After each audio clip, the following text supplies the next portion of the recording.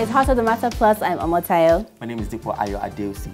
In pop culture today, the Super Eagles lost their qualifying match against Argentina. A moment of silence for the deaths of our World Cup dreams.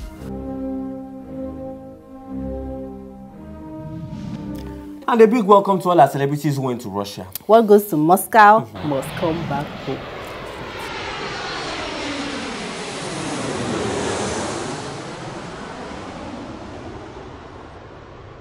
Not like we're having a ball back here. Actually, far from it. In the wake of Nigerian pop star D'banj losing his son, the Plateau massacre and the Otedola Bridge explosion, Nigerians are heartbroken. And the debate on social media is prayer or no prayer. What do you think? Well, the thing is, when tragedies happen all over the world like this, you know, the typical reaction on social media is for people to say, pray for this and pray for that. But with this much tragedy in such a short time, and with elections coming around, people are wondering, is prayer really enough? You know, the thing is, prayer on its own, without action, it's kind of like, it's like watching exercise videos and not exercising, you know? But I also strongly believe that if we just try to do things in our own efforts, without a clear vision and strategy, which comes from God, we end up feeling frustrated and like our efforts were wasted. That's true. That's true. Ooh, and guess who's got a gig as an actual actor? Yes, Castle and Castle, Africa's first legal drama series, is here. And you can watch it on www.ebonylifeon.com for just 500 Naira monthly and an additional 150 Naira for every episode of Castle and Castle. So, how did you get this hookup in the first place? Yeah, actually, it's quite an interesting story. Okay. I was supposed to go meet up with my actor friend, Adilaoye, and she had to reschedule because she was meeting with our other friend, Denola Gray, who happens to also be in the show, and she was coaching him, you know, for his audition, and I was like, what project is that? And she said it was Castle and Castle. So, as a budding actor, I tried to jump on it, and we tried to figure out who was affiliated with the project and could help me get a spot on the close auditions the next day. But unfortunately, we couldn't get anyone. Right. And so she just thought, you know what? Come anyways. Just attach. Just go. And so we went the following day, and they wouldn't actually see me. But they said they would call me later for another round of auditions. And I thought, really? Who are you deceiving? But anyways, actually, a few weeks later, I think, they sent an email. And then my good producer friend, Isioma Osaje, called and said, you know, to come down for the audition. And so I was poised to read for the guest role of Sheung. And that just went and it happened. But eventually, I think about 2 weeks later, on a random Friday, I got an email. And it read, wanted me to play the role of Haruna. I was like, who's Haruna? Who is that? I was like, I didn't wait for that. And I scrolled a little further down and I saw that, you know, it was 13 episodes, so I guess it was an upgrade. So wow. that was the miracle about Castle and Castle. Yeah. So it means Yes. that when you think you have been overlooked, the Lord has something bigger in store for you. Yes, Lord. Yes, Lord. And as we tap into that testimony, we'll go on a quick break. Make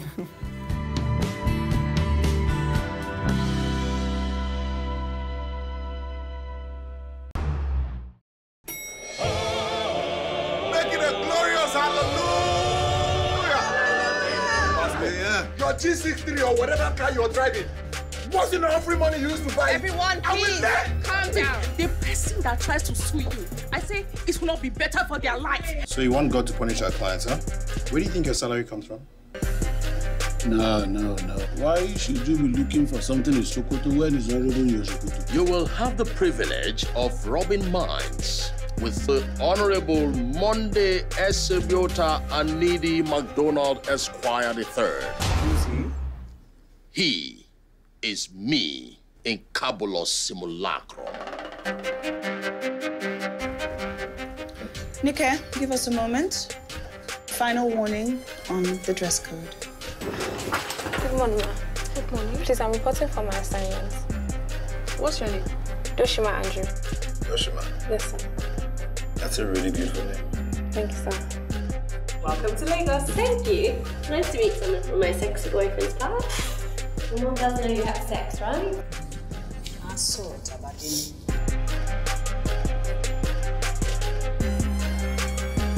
Castle and Castle, coming July 2018, only on Ebony Life On. Subscribe now.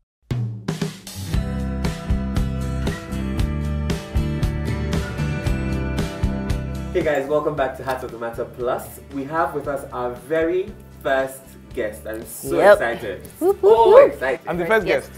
On this show. Yes. Blown. So many of you might have seen him on Big Brother Nigeria 2018. He was one of the finalists. A lot of you might know him from social media, but we have in the house officially Tobi Bakre. Hi guys. Thanks for having me. How you doing? Thank you. I'm good. Having a good day. Great. She looks nice. Oh. Wow, thank you so much. You look, well, both looking okay. That's okay. That's all right.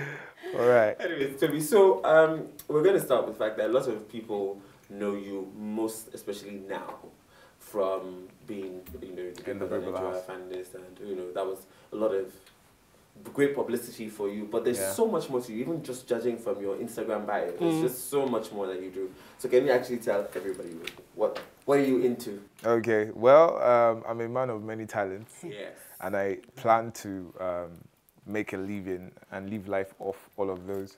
So for me, I don't want to be, like I do photography, I don't want to be known as just a photographer. I'm an investment banker. I don't want to be known as just an investment banker. I love acting. Apparently, I don't suck at it. So, like, I'm doing acting gigs here and there, and then emceeing, hosting. So it's quite a lot of stuff, and these are things I can do effort. You know, those kind of things I can wake you up to do. There are things I can actually do effortlessly and find interesting. So, and then it keeps building, because I think in life, don't limit yourself. So keep evolving, learn one new thing you like or love, and then make money out of it. So for now, these are... I like that. I like that. Right. Okay, so as a multi-talented person, who obviously had other things, like a lot of people have this idea of people going to the Big Brother Nigeria house looking for a certain thing. But what was it like for you, who clearly has a vision and you clearly know what you're about? What was it like for you to be on a platform where your flaws as well as your strengths are on display? For me, I'm human, so I've come to, even before going to the house, acknowledge the fact that I'm not perfect and nobody is. And in life, whoever is even judging you is not as good as you. We all have our pluses and minuses, and for me, I'm open to learning. So it was easy for me to come on air like that because I know how to take feedback. Like I came out of the house, one of the first things I did was, okay, what are the legit negative things that people throw at me? And then work on the ones I think I need to work on. Some were just perceptions. And like nobody would know the story like you do. And I'm always very honest with myself. So for me, we're just going there to it was also self-discovery. Because half the time you're around your people, but now you're in front of a whole lot of people and different judges. So if 10 people are telling you yes, and 1 million people are telling you no, you have to understand that it's like the nose, see. So for me, it's just like come out here, show who you are, show what you are. And for me, I wanted to transit from being in the corporate world to the media world. So like more be a media personality and be able to do some of these other things I really find joy in, acting, hosting, some of those things. So yeah, the Big Brother was just like a perfect platform for that. Because I don't want to leave a 9-to-5 of working for like 4 years and now start going for auditions. Just jump into the deep end. Yeah, so that was strategic. Yeah, it was strategic. Okay, I like that because also sometimes we feel like our talents, there are many people in the corporate world who have talents and are not using them. Definitely, it's very frustrating actually. For me, waking up to do the same thing every day was, at a point, I was just still 22, 23, and I felt like I was dying. Like, life became a bit meaningless because I was just like, is this how I'm going to be living life for the rest of my years? Like, just waking up to go to this office, same thing every day, they promote you, they change your department, you're doing the same thing for another 2 years and whatnot. So, for me, I'm just like, if I move, it might not be favorable, but like, life will mean a lot more, at least to me. It's not about the money. Which I wasn't even making. So. Yeah, that's so cool. I like that you say it's not about the money, which is, I think, something that a lot of us in our younger generation need to understand, that there's a lot more to doing some things that we do than just money. And that speaks to also what you're trying to do with your platform. You talk about all these different things like acting and, presenting, emceeing, and all of that. And even the investment banking is all sort of in the mix. Yeah. So what do you want to do with your platform in terms of impacting change in the lives of the younger generation? For me, I'm trying to build the audience. That's first things first. And in building the audience is not just passing messages across. Half the time, you can tell me a good message, but if I don't believe in your personality and who you are, it really just flies by. So I'm working on showing people out there in the world, like, okay, this is a credible person, this is a reasonable person, this is a smart person, this is someone we can actually follow. So when I get to the level where I think I've already with my platform, I have Tobi Live. Okay. And some of the topics, so I'm trying not to shake tables yet. So most of these topics are just little things here and there that I can use to educate people out there, my peers, other people, older people, younger people, like just have topics and have guests come around, deliberate on issues, ask questions. So one or two people out there can learn one or two things that might just be life-changing. So for me, it's just earn their trust, let them believe in you, and then leave the message and share the message. Because there's that, it's easy to say. Yes. But then when you say something and they know you have done it, and then they can actually point fingers like, okay, worked for him, then it's more believable. So that's like what I'm trying to do with all of my brands and everything I'm doing. So when I come out on a platform to talk to university students and I'm telling them about this and that, they're like, oh yeah. And then I can draw life experiences, like, okay, this has happened to this for me, and this other person, you see, this has happened for them too. And, you know, it's believable that way. So for me, that's it. So you talked about some of your life stuff. Can you tell us some of the topics that you talk about on your Tobi? Okay, the first one I talked about was social media trolling. Because God. that's actually yeah, so that was like because it was a thing. I mean, people go online to share hate messages, and then these things actually affect human beings. Like, we take things differently. For me, I don't see the trolling. I don't see it because I just drop my picture, like I said, or talk to some of the people that support me, friends, family, and I'm out. But some people actually get engrossed in their social media, reading every comment.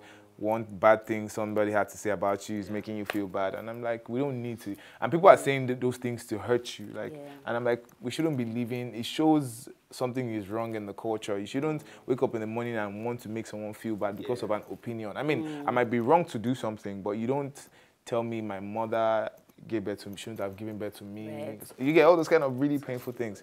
Yeah, and then the other topic, which is yet to be released, is business of looking good. I should have had you as a guest. I know you're into fashion too. Yeah, so that's it. So it's just like a topic here and there, you know, investing for youth and other things like that will come on board. Just something you can just sit back, watch, laugh a little, and also take stuff home with messages. I love the fact that what you're doing is so relatable. Like, a lot of people do videos or YouTube videos and they want to be like the state of the nation, Nigeria today. I know. But the thing is, a lot of young people, that's not how they connect. They have to hear something that they actually relate with, like social media trolling. And then from there, they can then get whatever other message you have. Yeah, that's it. That's how it works, really. You just can't, everything is on paper. That's one of the problems with the country, with the youth. Everything is just, you have to understand the audience to be able to pass your message. So you can't just come, get your PVC. I mean, everybody's saying get your PVC, but why really should they get their PVC? What are the options for them when they get their PVC? What are they looking at? Like, what are the, like, you have to sell it to them. You just can't tell them go and get your PVC. So you understand the audience and then know how to pass your message. That's actually perfect, because we had that question, PVC. Like, so what practical things do you think that young people can do? So, you know, there are many conversations where people are saying, okay, we have the PVC. Who are we voting for? But even with that, knowing that we're probably not going to get a 100% turnaround in 1 year, what practical things do you think that young people can actually engage in beyond just talking out? For me, first thing is to get very educated. A lot of us went to school, but we're not so educated as to things regarding our system and society and environment. A lot of us don't know our local government chairman. So like, there's the thing of knowing, and then you know what to do. A lot of us don't know. I'm also guilty. There's a lot going on in my political sphere going on in the whole country I'm not in tune with. And you have to be in tune to be able to say something. Another thing is raise more awareness, which is actually happening, well, thanks to Instagram and other platforms. So like, a lot of people are sharing messages and raising awareness for this and for that. But for me, it's more of learn the environment and then know exactly how to tackle situations. Because then you can't, half the time they just create an hashtag. They just, like, that solves it. For me, I see it and I laugh. Like, you create the hashtag, after a day or two, after 3 days, it has fizzled out. Yeah. Everybody's on to the next popping thing. So for me, all those, like, it's okay to raise awareness, but like, let it be more of action than just online. Right. Like, let's gather ourselves, let's go to offices, let's ask questions to the people we should be asking, not just asking on social media. Right. So like, there's a lot we can be doing, but for me, understanding the natural state of the company, the country, the youth should kind of take charge first by taking, not necessarily taking decisions into their hands, but not waiting for the government. Right. Because there's a lot, everybody's waiting for the government. But if you think about it, as little as helping the next man beside you or keeping your environment clean, it really starts from it really starts from you. And then if you can, the multiplier effect is just amazing. Because then it's now going to be a culture. The youth is now, we're not used to doing things by ourselves. Or the lights on the street, they're not working. Or the youth, let's gather around, let's do 1 or 2 things. There are people that have the expertise and stuff like this. How much will it cost? How do we spread it? Do you get? And gradually, the environment and the community will start to function, and you're not even waiting for the government. So whatever the government brings becomes a plus. Right. But you're already, because that's what everybody just, really, what we Nigerians are doing.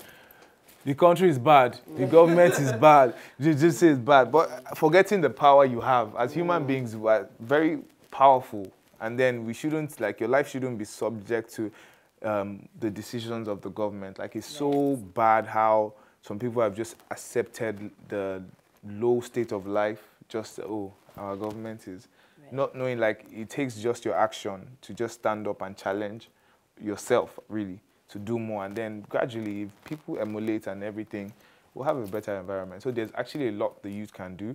First of all, is just to get acknowledged, properly acknowledged with the system, like know exactly what's going on, know exactly what's happening, why did something go wrong? Because everybody's quick to spread fake information. Yes. Oh my God. Like, God bless the souls of the trailer tanker accident. How the accident happened, exactly, whatever, there was already gist. So much. There was one about, like, SARS, very touchy topic too. They said they shot a guy. Actually, didn't shoot the guy. The guy fainted because of tear gas or something like that. So the wrong news is so much, even down to feminism. Sorry. Please go ahead. Woman power, like they are making mockery of it. They've played with it too much, so it's losing its meaning. I mean, for me, yes, females we should all be entitled to the same opportunities around us, and that's what it's built around. But now you go, it did open the door for feminism, all these very playful things, and then it just takes the value in the real message you're trying to. So we laugh about everything now. It's Nigeria. We learn to laugh about everything, but some things we should just understand the concept and take seriously. So for you to learn and then start doing things yourself. Don't wait for your dad, don't wait for your mom. Do the little you can.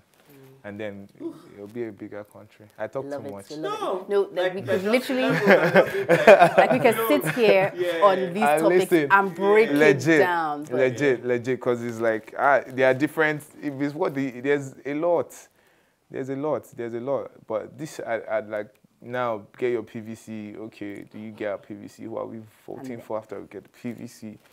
Do you get? So like, it's beyond voting. It's beyond voting, because even whatever change is going to come is not going to come in next year. Exactly. No, we're not going to start having 24 hours lights all of a sudden. So we also have to engage. I mean, there are things we can do now. All those solar, one way or the other. And there are guys in schools and universities that can actually do these things. So you come with a number of guys. I mean, by the time you're producing, the cost is not really so much. So come around, do these things. Borehole, there are guys that can do it. Come around, do these things. Let the community be better. You don't have to wait for government to send money. Love it. Love it. All right, guys. Well, obviously, if we were going to have this guy on here for forever, well, we can't have him for forever. Thank you so much, Tobi. That's it. Amazing. Yeah. I want to. Maybe we'll bring you back. Invite me again. Maybe you come back. Yes, another interesting topic. No problem. Let's scatter the tables. Thanks for having me. We'll be right back with the commentary.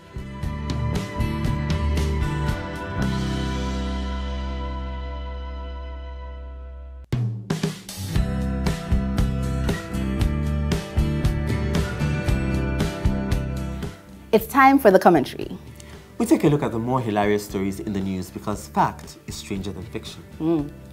In our first headline today, old person says 5,000 naira monthly stipend changed her life.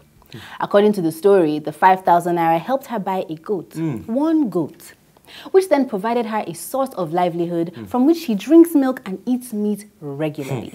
And I quote, "I am now a seller of goats. It was my father, the former governor, that gave me the money from which I bought one goat, which I got through the monthly 5,000 naira allowances to the aged people when he was governor.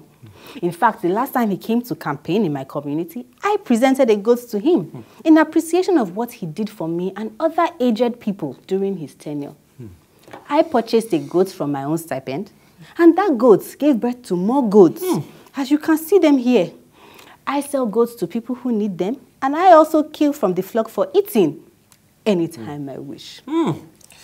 Well. Yes, please. This moment the Lord is Yes, blessed. she's blessed. She is blessed. And anointed. 5,000. Can I just say one Yes, thing, please. I think we all know that in this our Nigeria, especially in Lagos, for Yes, example, please. by the time you step out of your house, not the compound, just the house, and you do 5,000 naira. Gone from your bank account. Just like that. My brothers and sisters. Yes, please. And this mommy said 5,000 naira is sustaining her what? Monthly. She could eat every day. Eat, drink milk. Drink. And then purchase an entire animal, a goat. Not the ankle, just the whole goat. The whole body, not as soon. Not as soon. Not assorted. Again. The whole entire goat. The entire goat. Anyway, well, God bless you, ma. Hope to be like you in the future. Hallelujah. Bless you. What do you have for us, Dippo? To God be the glory. France has beaten Messi's Argentina 4-3 to reach the quarterfinals. Ladies and gentlemen, if this is not the evidence of the power of prayer, then I don't know what is. My fellow Nigerians, while your prayers against Argentina might not have worked in our former match, it most definitely is working now. Why? Because God does not sleep. To now show you how much God will shame your enemies, it so happened that the 19-year-old who scored 2 goals in 4 minutes during the second half happens to now be the first teenager to score at least twice in a World Cup match since Pele in 1958. Since 1958. What does this mean? My sister, the Lord will not only shame your enemies, He will make history while doing it. But there's another piece of news about this guy. Apparently, he's a son of the soil. He's one of us. That's so true. Yes, please. Actually, later on, we got to find out that this our uncle Mbappe, actually, is having Nigerian roots. What's his first name? Actually, his father named him Adesomi. Which is to say that he's our brother. In fact, his own brother is now Adeyemi. It's a double whammy. Yes. But that his surname, can you spell it again? Mbappe. M-B-A-P-P-E. And even as you're saying it, it sounds like you're saying Mbakwe. Mbakwe. Which means what? When you call on the Lord. That's right, my sister. What does he do? Mbadam. Mbakwe. Mbadam. Which means that your prayers about Nigeria, they may not have happened the way you thought, but God had a secret weapon. That's right. And even though Musa did not make it, Mbakwe has gone in our stead. That's right. In the camp of France, yes. Unbeknownst to them. Yes. God had a weapon. Secret weapon. And God has overthrown our enemies. That's right. Hallelujah. Amen. Amen to that. My sister, yes, I just please. want to ask you one question. Yes, please. Where are you from? I'm from France. That's it. That's it. That's it. You're from France. Don't look at me. I'm not. France. France it is. France. Yes, please. We have Arise, two. France. Oh, all right. Two brothers. We have France. And that's our show for today. That's our show for today. See you next week. Have a great week, everyone.